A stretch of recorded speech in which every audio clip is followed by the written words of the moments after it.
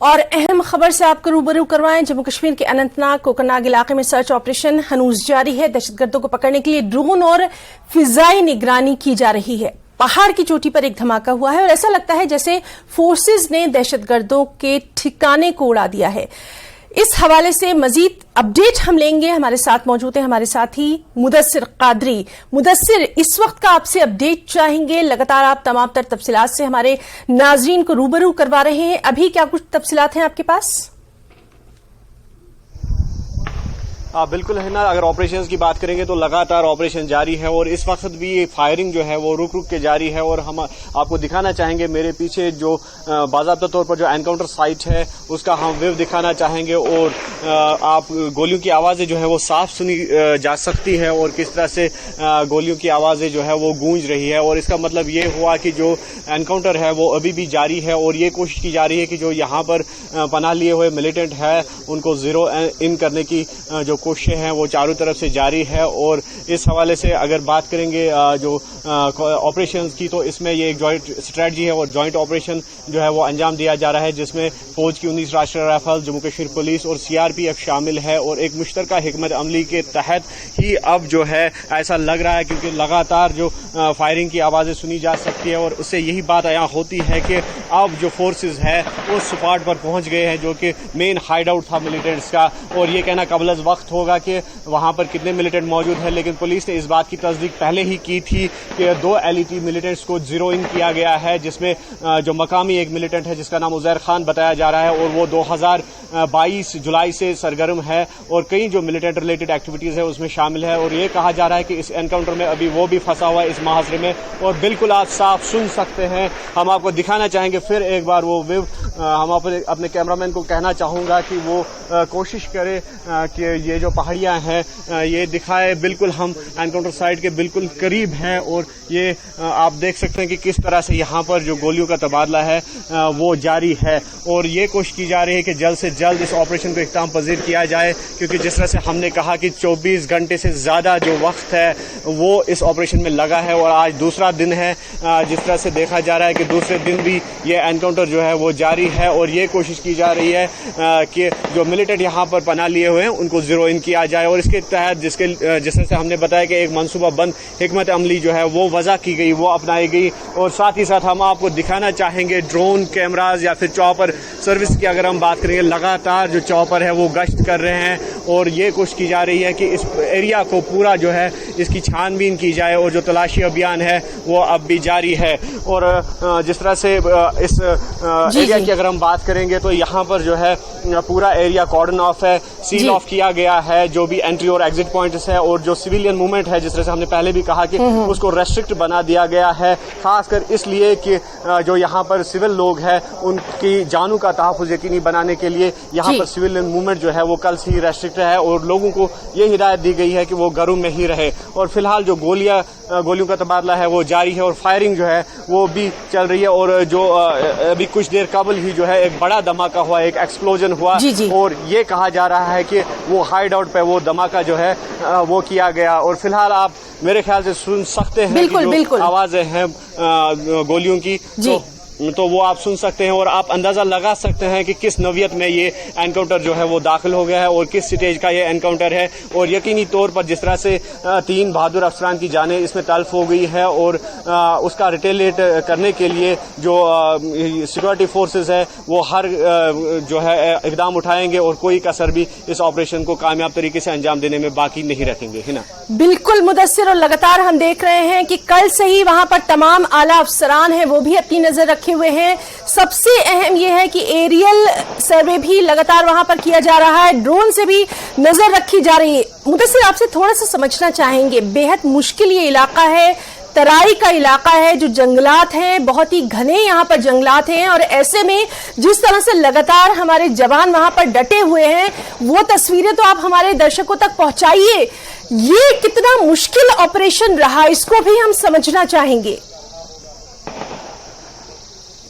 बिल्कुल, अगर इस एरिया की जिस तरह से हमने पहले भी कहा कि जियोग्राफी की अगर हम बात करेंगे या फिर टोपोग्राफी की अगर हम बात करेंगे, ये एक फार फ्लंग एरिया है, लेकिन जो डेंस फॉरेस्ट है यहाँ के तो वहाँ पर मिलिटेंट पनाह लिए हुए थे और जिसकी वजह से काफ़ी मुश्किलात झेलनी पड़ी सिक्योरिटी फोर्सेस को इस ऑपरेशन को अंजाम देने में। और हम आपको फिर एक बार वो व्यू दिखाना चाहेंगे कि कहाँ पर मिलिटेंटों ने पनाह ली हुई है और कितना घना ये जंगल है, और यहीं पर जो है अभी फायरिंग जो है वो जारी है। और इस हवाले से जो ये है यहाँ की अगर आबादी की हम बात करेंगे, गुंजान आबादी वाला इलाका है ये, और उस हवाले से भी जो सिक्योरिटी फोर्सेस को काफ़ी मुश्किलात का सामना करना पड़ा, क्योंकि एक तो ये डिफिकल्ट टेरेन था जहाँ पर ये एनकाउंटर स्पॉट है, जो एनकाउंटर साइट है, और वहाँ पर जीरो इन होना यकीनी तौर पर मुश्किलात से भरा था, जोखिम से भरा था। और इसके अलावा जो यहाँ पर आम लोगों की जिंदगी को बचाना, वो भी सिक्योरिटी फोर्सेस के लिए एक बड़ा चैलेंज था। और जिस तरह से हमने पहले भी खबर नशर की कि कल किस तरह से जो स्कूली बच्चे हैं उनको रेस्क्यू किया गया, उनको स्कूल से निकाला गया बहिफाजत,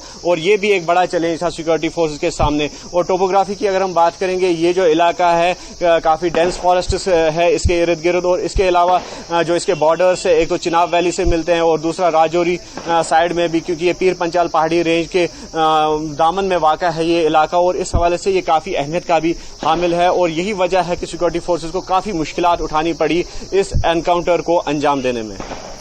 और जिस तरह से लगातार हम देख रहे हैं कि हमारे जवान वहां पर तैनात हैं, और लगातार हम देख रहे हैं कि ये जो ठिकाना है इसको पूरी तरह से तबाह करने के लिए ये ऑपरेशन जारी है। आपसे हम ये भी जानना चाहेंगे, जिस तरह से लगातार पूरा ये ऑपरेशन अभी तक रहा है और इस पे पूरी नजर बनी हुई है, किस तरह से जो मकामी लोग हैं उनका वहां पर क्या कुछ रिएक्शन रहा, और किस तरह से पूरा जो एरिया है उसका ज्योग्राफिकल जो आप तरीका बता रहे हैं यहां पर कि किस तरह से ये पूरा ज्योग्राफियाई एरिया, ये पूरा इलाका रहा, इसको भी समझने की कोशिश करेंगे। कोकरनाग का इलाका है, आप बेहतर बता सकते हैं मुदस्सिर।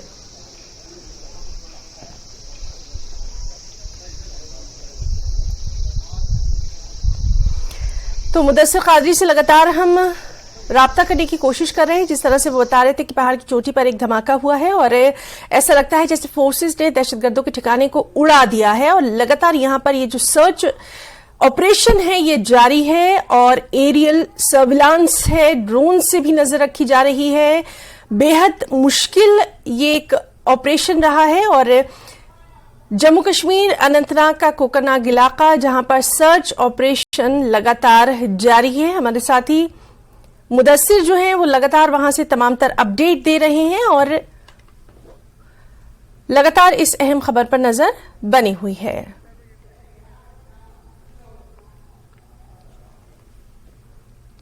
आगे बढ़ेंगे। आज पुंछ में जिला इंतजामिया की जानिब से कश्मीर के इलाके कोकरनाग में दहशतगर्दों से लड़ते हुए शहीद होने वाले भारतीय फौज के 2 और जम्मू कश्मीर पुलिस के एक एहलकार को खिराज अकीदत पेश किया गया।